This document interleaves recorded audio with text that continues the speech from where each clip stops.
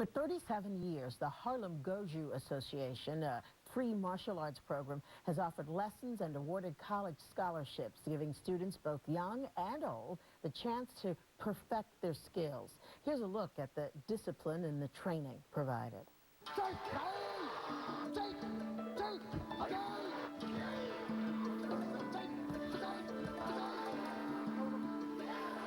Exercise is the key to life. Take.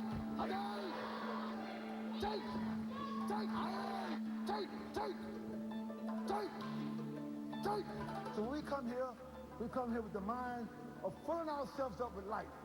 Push-ups! 1. Stay with me now. 2. Ready? Palms on the floor. Back straight. Hold it.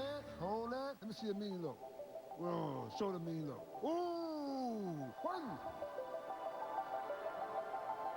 2, 3,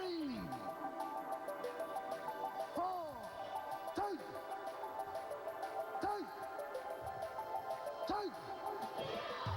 Stay together. Let's go.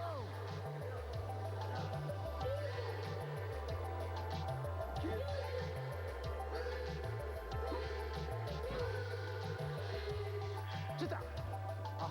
I like it. Sit down.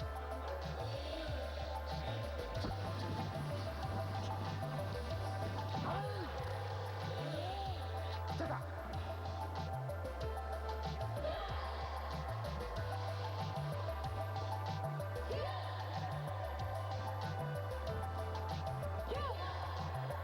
Yes, work it. Down, stay with it.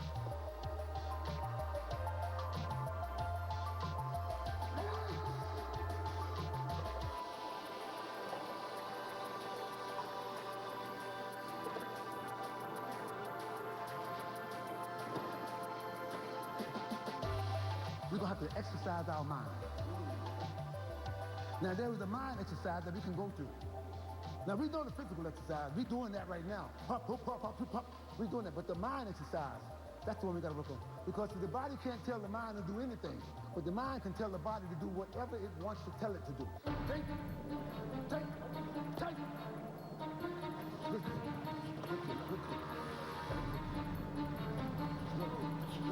Move back. Take.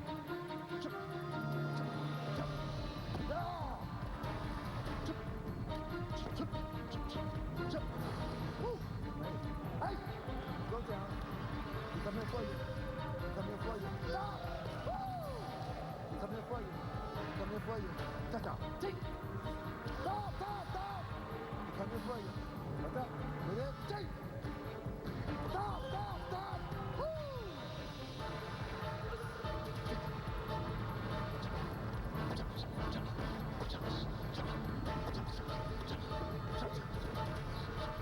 Yeah! Oh.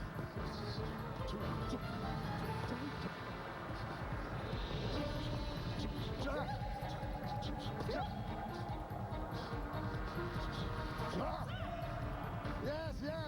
Get that leg up. Yes.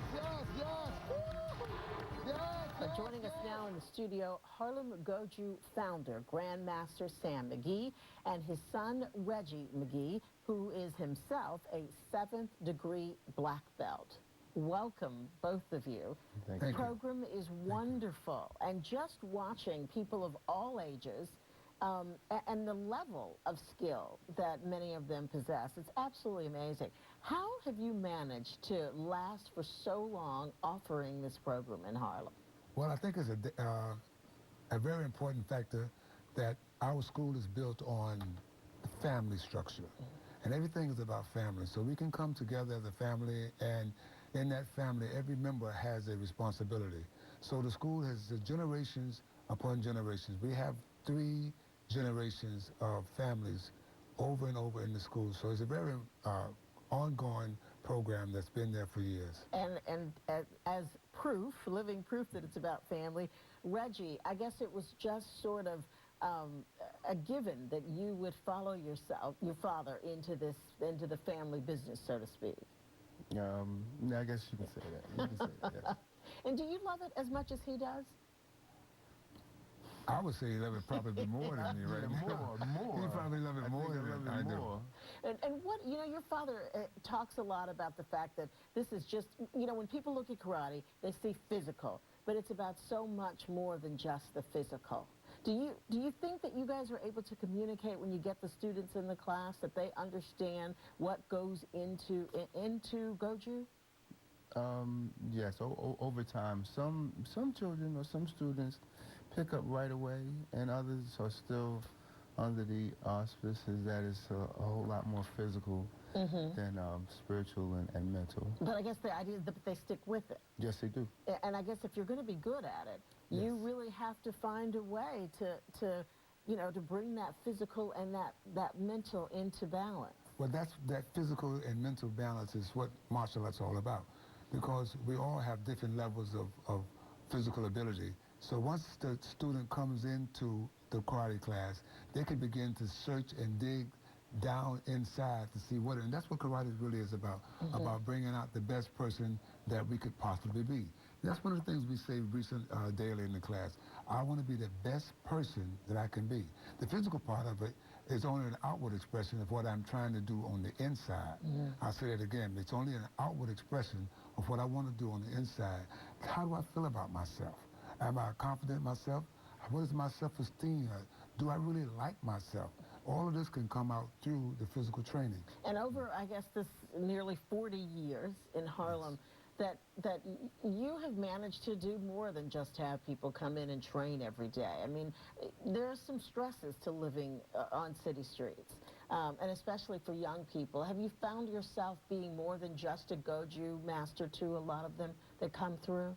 Well, you have to be an example, and you can tell people that martial arts might not necessarily save you in the midst of a confrontation in the street, but what it'll do is teach you how to avoid that, to recognize something that could happen by putting yourself in a position that that's not a good place for me to be, so I won't be there.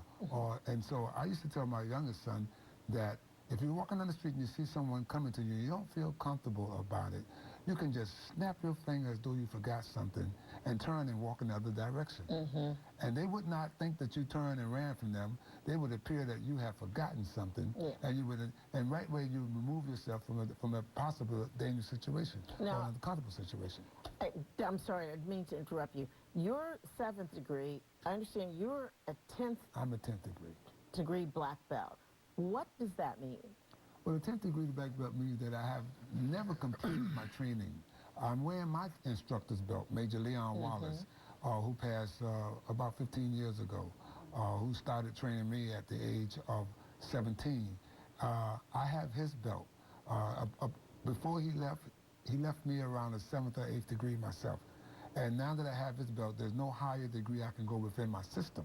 So in order for all those coming behind me, I have to assume the highest level so that I can continue to bring up everyone else that's in the system with us. Now, I want to ask you, you offer these lessons free. This is all free. One, how are you able to do that for 40 years? And what can we all do to make sure you continue to do it? You also, for 37 years, right? 37 years. 37 years. To make sure you continue to be able to do it, and also continue to be able to offer these scholarships that you offer students. Well, one way is that we've been fortunate enough to have been located at the same location in the Parks Department at the Hansberry Recreation Center. And by being there, we have no overhead, so we can service the people of the community and the adjacent communities. All we ask is that people come in and have the will to participate and follow the rules and regulations. The scholarship part of it is that, like I said, we've given out about $15,000 in scholarships in the last 10 years. Every year we give out $1,000 per student. We only have one means of raising that money, and that is through contributions. We're a 501c, a non-for-profit organization, so anyone can contribute funds to the organization so that we can give those money directly to the students. We also have a fundraiser that we put on once a year to get money for the students to go to school. All right, and we're going to send people to Harlem Goju Association They Yes. can find out more about what you do and, Yes. and how they can help you continue to do it. Yes. Thank you both for being with Thank us you for this having us. afternoon. We appreciate your time and your Thank you. patience. Thank you. We'll be right back.